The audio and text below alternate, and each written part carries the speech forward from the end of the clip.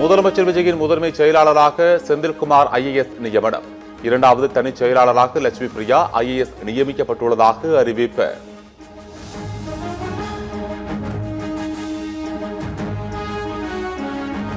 தமிழ் தாய் வாழ்த்து பாடல் மூன்றாவதாக இசைக்கப்படுவதில் தமிழக வெற்றிக் கழகத்தின் தலைமையில் அமைந்திருக்கும் தமிழ்நாடு அரசுக்கு உடன்பாடு இல்லை என அமைச்சர் ஆதவ் அர்ஜுனா விளக்கம். இனிவரும் காலங்களில் இந்த புதிய நடைமுறை பின்பற்றப்படாது எனவும் உறுதி.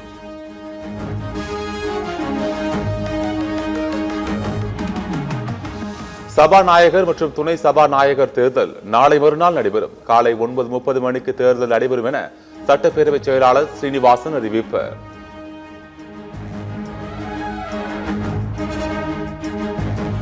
முதலமைச்சர் விஜய்க்கு திமுக சட்டமன்ற குழு தலைவர் உதயநிதி ஸ்டாலின் வாழ்த்து. சட்டமன்றத்தில் ஆக்கப்பூர்வமான விமர்சனங்களை முன்வைப்போம் என்றும் சமூக வலைதளத்தில் பதிவு. ஓராண்டுக்கு தங்கம் வாங்காதீர்கள் என பொதுமக்களுக்கு பிரதமர் மோடி வேண்டுகோள். எரிபொருள் தட்டுப்பாடு, பொருளாதார சூழலை கருத்தில் கொண்டு வேண்டுகோள் விடுத்த பிரதமர். பரபரப்பான அரசியல் சூழலில் நாளை கூடுகிறது 17வது சட்டப்பேரவையின் முதல் கூட்டம்.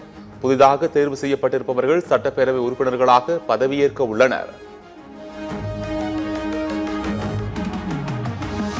திமுக சட்டமன்ற கட்சி தலைவராக முன்னாள் துணை முதலமைச்சர் உதயநிதி ஸ்டாலின் தேர்வு.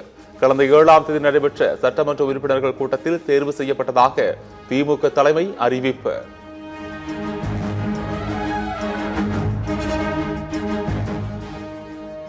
திமுக சட்டமன்ற துணைத் தலைவராக KN நேரு தேர்வு. திமுக சட்டமன்ற கொறடாவாக ஏவா வேலு தேர்வு செய்யப்பட்டதாகவும் அறிவிப்பு.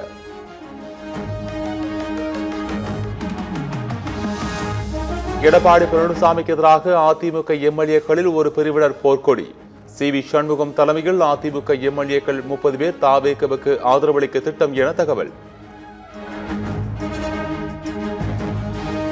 தமிழ்நாட்டின் கடன் அளவு 10 லட்சம் கோடி என்பது நிர்ணயிக்கப்பட்ட வரம்பிற்குள் உள்ளது.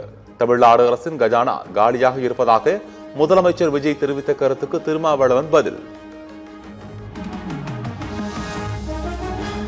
நெல்லை பணகுடி அருகே மணல் திருட்டில் ஈடுபட்ட 6 பேர் கைது. 23 யூனிட் கொளுத்துமண் மற்றும் 8 வாகனங்கள் பறிமுதல். முதலமைச்சர் விஜய்க்கு மேற்கு வங்க முன்னாள் முதலமைச்சர் மம்தா பானர்ஜி வாழ்த்து. தமிழ்நாடு அனைவருக்குமான வளர்ச்சி பயணத்தை முன்னெடுத்துச் செல்லும் என நம்புவதாகவும் எக்ஸ் தளத்தில் பதிவு. பாகிஸ்தானில் பயங்கரவாதிகள் நடத்திய தாக்குதலில் பாதுகாப்பு படை வீரர்கள் 15 பேர் பலி. தாக்குதலுக்கு இதுவரை எந்த பயங்கரவாத அமைப்பும் பொறுப்பேற்கவில்லை.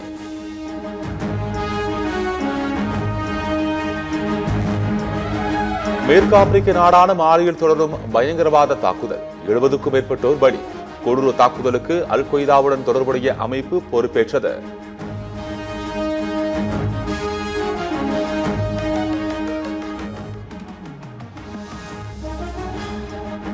லக்னோ அணிக்கு எதிரான IPL லீக் போட்டி.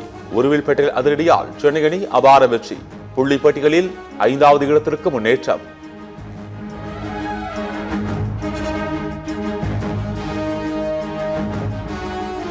IPL தொடரில் உருவில் பட்டேல் சாதனை. 13 பந்துகளில் அரை சதம் அடித்து ஜெய்ஸ்வால் சாதனையை சமன் செய்தார்.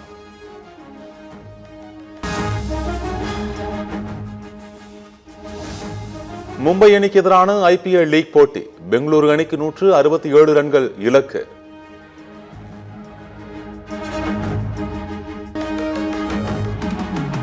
விறுவிறுப்பாக நடைபெற்று வரும் பிரீமியர் லீக் கால்பந்து போட்டிகள். பிரென்ஃபோர்டை வீழ்த்திய மான்செஸ்டர் சிட்டி.